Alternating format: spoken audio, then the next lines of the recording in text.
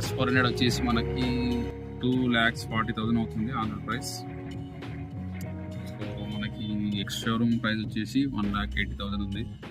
So white colour తీసుకుంటున్నాను నేను. ఈ బైక్ వచ్చేసి 40 bhp 400cc బైక్లో చాలా బెస్ట్ ప్రైస్లో మనకు వస్తుందని ఈ బైక్ తీసుకున్నాను ఫ్రెండ్స్.